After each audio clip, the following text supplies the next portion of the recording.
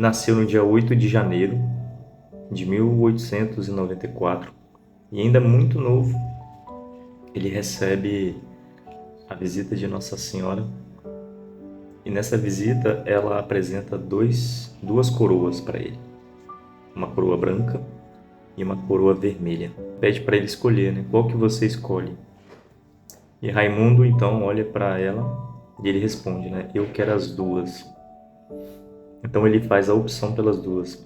A coroa branca, ela simboliza a pureza e a coroa vermelha, o martírio. Esse é um primeiro ponto importante na vida de Raimundo Kolbe, né? Na vida de Maximiliano Kolbe. Em 1941, Maximiliano está preso pelos nazistas, ele que nasceu na Polônia, preso no campo de concentração.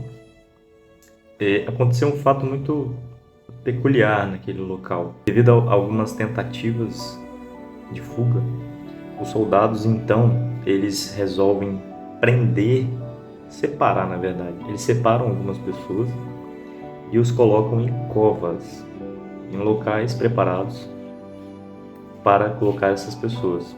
Era um buraco, uma tampa, e eles jogavam 10 pessoas. Tinham várias covas, como forma de punição para aqueles que tentavam fugir. Os soldados então colocavam essas pessoas em covas, ou selecionavam algumas pessoas e colocavam nas covas. E teve uma tentativa de fuga. Então os soldados selecionaram 10 pessoas, e dentre essas 10 pessoas tinha uma pessoa em especial. Se coloca no modo de desespero e ela suplica para que não a colocasse na cova, porque ele tinha família, ele tinha filhos, ele não podia ir para a cova, porque se ele fosse para a cova ele iria morrer. E ali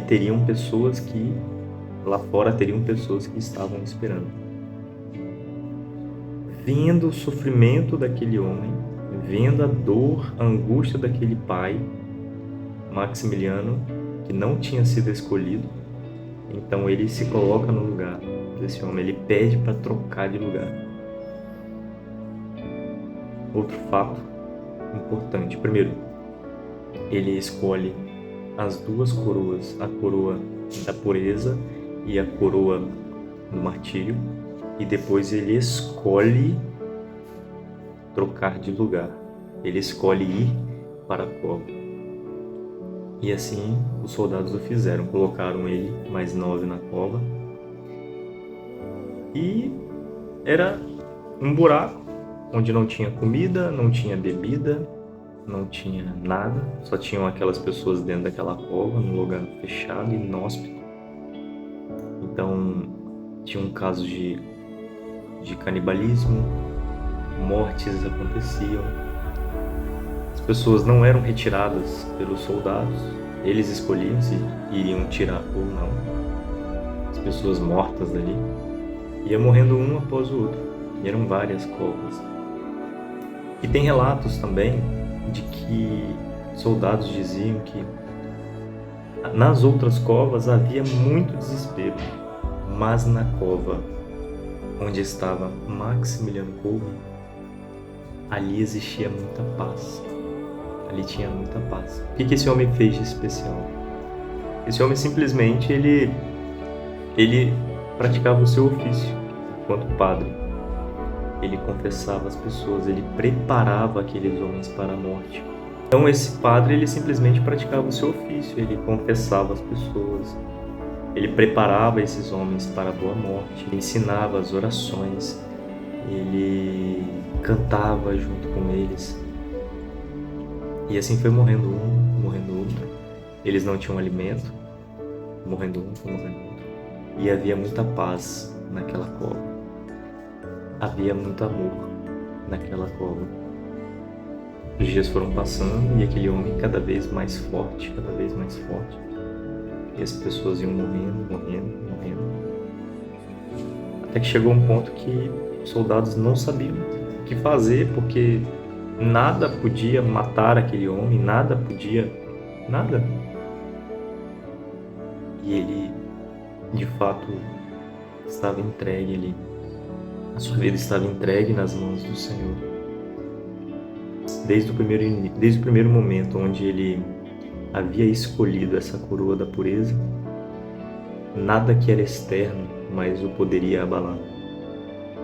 E quando ele escolhe também a coroa vermelha, a coroa do martírio, nada poderia o abalar. Então esse homem, por amor a Deus, por amor a Nossa Senhora, por amor à sua missão, ele simplesmente faz o seu ofício, que é evangelizar, que é cuidar das pessoas, santificá-las, ensiná-las. E a sua morte, então, acontece quando os soldados injetam na sua veia uma injeção letal. E as suas últimas palavras foram Ave Maria. O que nós podemos aprender com a história de Maximiliano Kolbe? Precisamos ter essa vida inclinada a fazer as escolhas certas em Deus, uma vida movida por amor a Deus, e mesmo diante das covas da nossa vida, do local de morte, que possa brotar a paz. E nós só teremos a paz nesses lugares onde há morte, onde há sofrimento, onde há dor na nossa vida. A gente precisa estar em Deus, buscar o Senhor.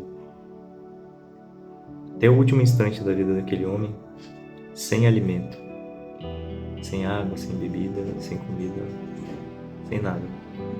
Mas ele tinha tudo, porque ele tinha Deus. Sua vontade estava condicionada a amar a Deus. Deus te abençoe.